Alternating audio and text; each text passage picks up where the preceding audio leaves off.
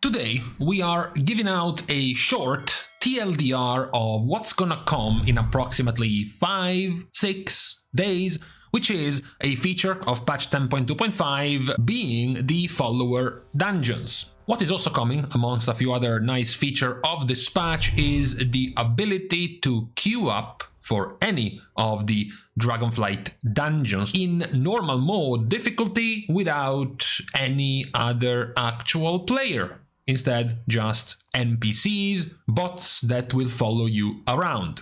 So you essentially get to solo the dungeon even if you technically couldn't be soloing the dungeon if you didn't have, for example, a geared character. Nowadays, depending on your item level, if you are in the 470-ish range already, you can pretty easily solo these dungeons, but it was kind of a hassle. And on top of that, now you have the extra that many of your undergeared, scuffed, more casual-like characters can now take advantage of this feature to go inside the Dragonflight dungeons. Now, what is worth pointing out immediately about this feature is that yes, it still works if you want to level inside it, and also yes, it still works for gear as well as anything else you might find inside the dungeon. This is not a special version of the dungeon where things like quests inside the dungeon will be, disabled, or things like quest objects, profession objects, and similar other things, achievements, any type of collectibles you might be finding in a normal dungeon with other players, you can also find in a normal dungeon with these bots. For example, one of the features you might be using this for is to go inside an Nokud offensive to farm the Breath of Onara that you need to collect 3 of to be able to get the mount from the Nokud offensive dungeon, for example. That can still work in this type of dungeon. Then you have the other point, which is the point about loot. You might be leveling, for example, or you might have just gotten to max level or close to max level. You can still get loot in this dungeon, just not like if this was a transmog run where you kill a boss and all of the loot goes to yourself. This still works like basically a traditional dungeon where you have basically one chance to get one piece of loot from one of the bosses and not really looting a new item on every single boss you are defeating. It still keeps basically the traditional loot rules of a dungeon right now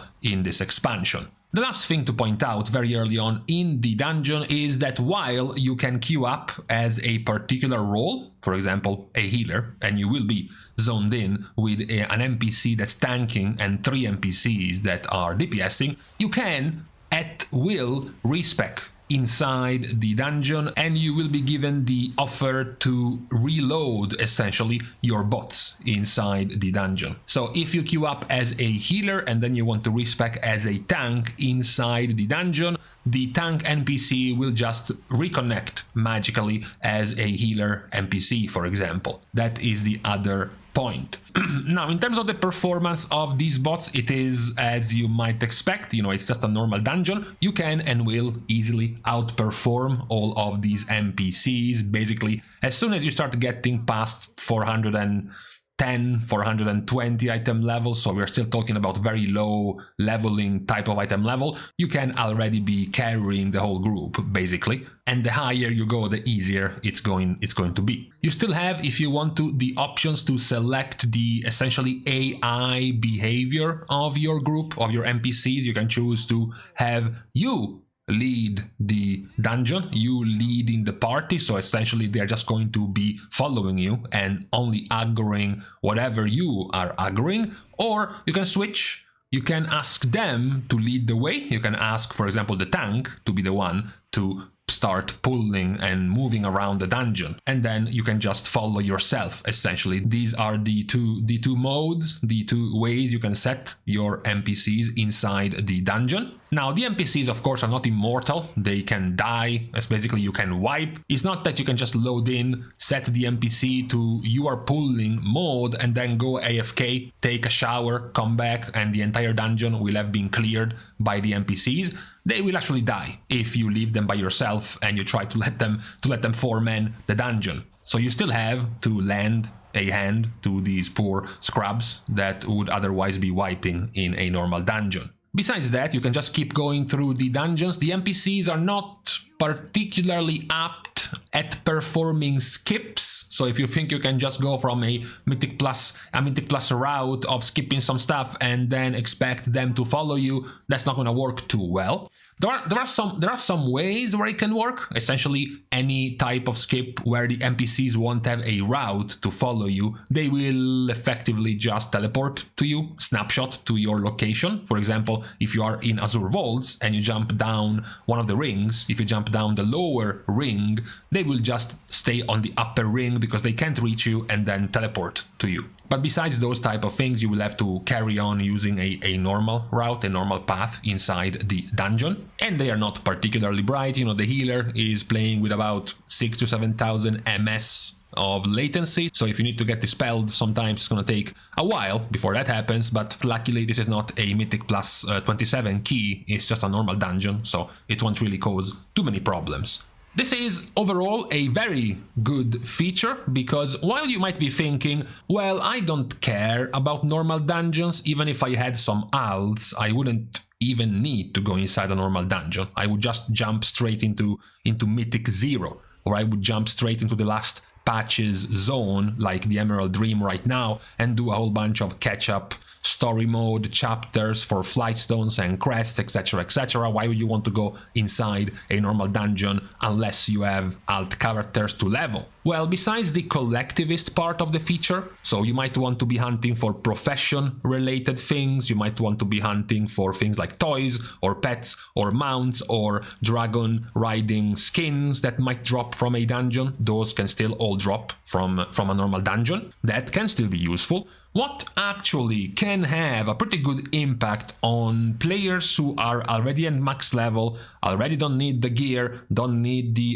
care about the collectibles in these dungeons, what could this be good for is to tinker with your UI, is to tinker with your addons, weak auras, as well as perhaps just a new spec. Imagine you want to move, you have been playing most of the expansion as a fire mage, now Arcane is doing well, you kind of want to start testing and trying Arcane, but at the moment the only thing you can really try this before going and griefing other players is a target dummy. But a target dummy, you know, it's just one target or a few stationary targets, you don't get them to go low in HP, to move around from pack to pack, maybe you don't get to have to use things like defensives or things like crowd control, they don't have mechanics that might force you to move, etc, etc. Instead, joining a dungeon like this one, you might essentially be role-playing. You might be pretending this is a very high Mythic Plus key, like you would be if you were going to play with other players, and test the new spec in this dungeon. Maybe not test the spec, maybe you want to test the weak auras, maybe you want to test changing nameplates, for example. You might want to be testing your new suite for your new spec, all of the different icons and timers for the new spec, etc, etc. And this mode, this dungeon NPC follower mode, is a much better version. It is a much better way for you to test these type of things rather than just using what you have been using normally, which is basically just a target dummy. That's why I think it is a pretty good tool, not just for the low-end difficulty, the casual side of things, the collectionist type of players, but also for all of the players who want to essentially tinker, play around with and try to fix and test different things for their UI,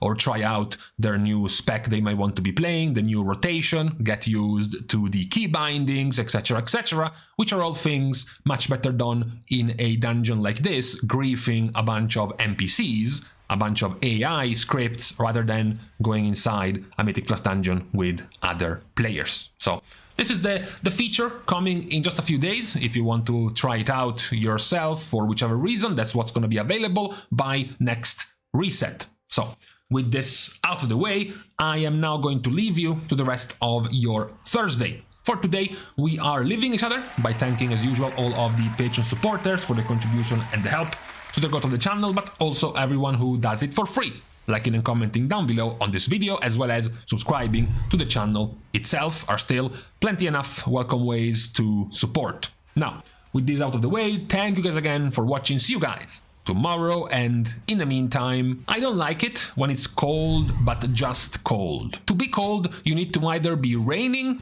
or be snowing. Just the dry cold is not nice enough.